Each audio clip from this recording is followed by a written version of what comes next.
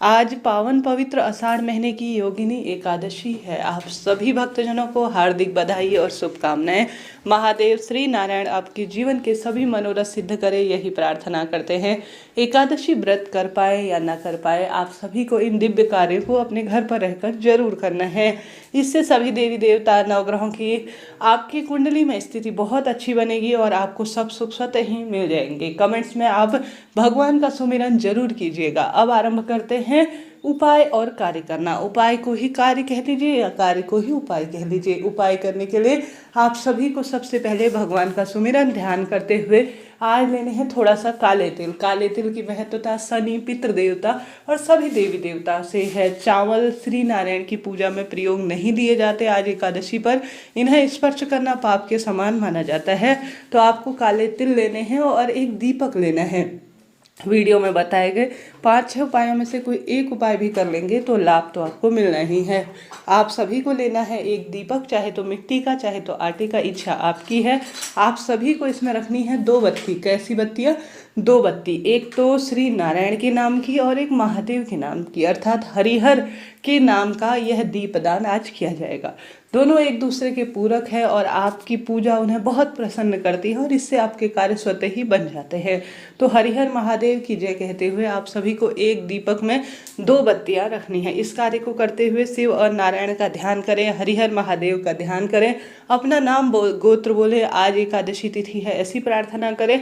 और इस दीपक को आप अपने घर के मंदिर में, जहाँ पर महादेव और श्री नारायण की मूर्ति प्रतिमा है, वहाँ पर प्रज्वलित कर सकते हैं। आप सभी इस दीपक को पीपल वृक्ष की जड़ में प्रज्वलित कर सकते हैं, इच्छा आपकी है। आप इस दीपक को महादेव और श्री नारायण का कोई मंदिर है तो वहाँ पर दीप प्रज्वलित कर सकते हैं। इस दीपक को केले वृक्ष की जड़ में प्रज्वलित किया जा सकता है। इस दीपक को आप सभी बेलपत्र पेड़ के नीचे भी प्रज्वलित कर सकते हैं। शमी, आंवला, कोई भी पवित्र पेड़ हो वहाँ पर इस दीपदान को आप कर सकते हैं। जलते हुए दीपक में आप सभी को एक चुटकी काले तिल जरूर से समर्पित कर देने हैं। चाहे तो जो काले तिल हैं अपने हाथ की हथेली में लेकर पूरे घर में भी घुमा देते हैं तो अति उत्तम और श्रेष्ठ सुंदर परिणाम इसके देखे जाते हैं। आप एक बार प्रैक्टिकल करके देखिएगा, लाभ तो आपको होना ही है। हरिहर महादेव की कृपा से आपके कार्य बनेंगे। इस कार्य को आप सुबह ब्रह्म मुहूर्त में भी दीपदान के रूप में कर सकते हैं, चाहे तो प्रदोष काल या देर रात्रि तक, जब भी आपको समय मिले तब आप कर सकते हैं। इच्छा आपकी है, आप कब इस उपाय को करना चाहते हैं।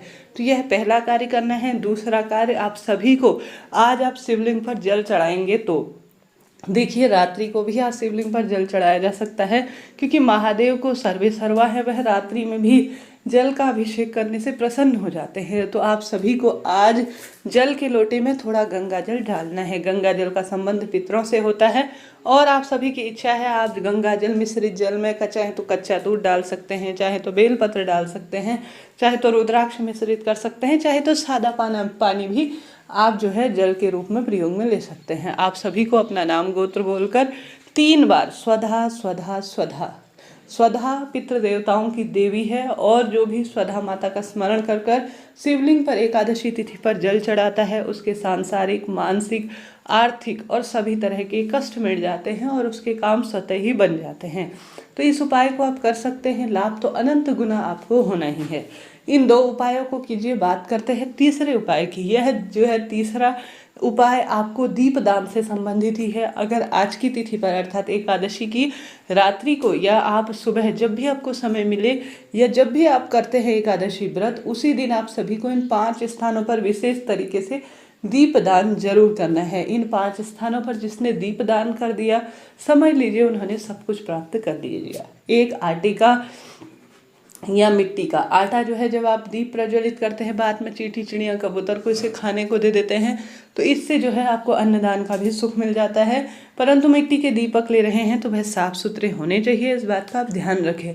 तो आप सभी को सुंदर सच्चे भाव से 5 दीपक ले लेने हैं, ठीक है। उनमें आप चाहे तो गोल बत्ती रखें, चाहे तो लंबी बत्ती, अभी बताऊंगी किस तरह से रखनी है।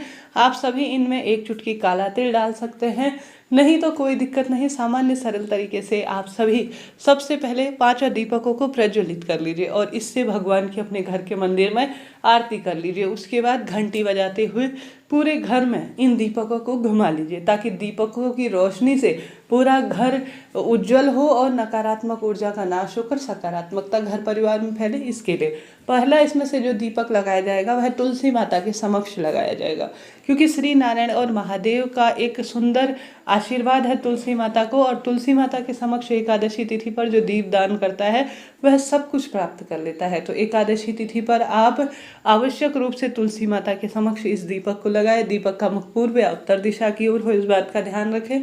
दूसरा, आपको अपने घर की रसोई में माँ अन्नपूर्णा का ध्यान करते हुए दीपदान करना है। तो दूसरा अपने घर की रसोई में करें, पहला तुलसी माता के समक्ष करें, उसके पश्चात एक दीपक आप घर के दरवाजे पर लगा दीजिए। ठीक है, एक यह दीपक आपने 3 लगा दिए।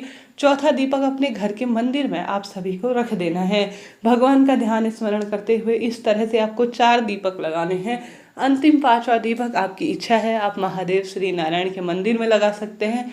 अगर वहाँ नहीं लगा सके तो बेलपत्र और पीपल वृक्ष की जड़ में या किसी पवित्र पेड़ में भी लगा सकते हैं। इसके लाभ अनंत हैं और चमत्कार खुली आंखों से देखा जाता है। आज के दिन अन्नदान, जलदान, भूदान, गोदान, दीपदान की बड़ी महत्वता है। तो ज़्यादा से ज़्यादा दीपदान करें।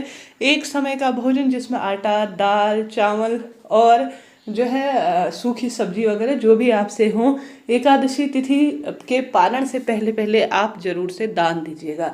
दान हमारे व्रत उपवास को सफल बनाते हैं और जीवन में सार्थकता लाते हैं। तो ज़्यादा से ज़्यादा आप सभी अन्न का दान करें। चींटी, चिड़िया, कबूतर के लिए थोड़ा थोड़ा आटे इत्यादि की व्यवस्था करें।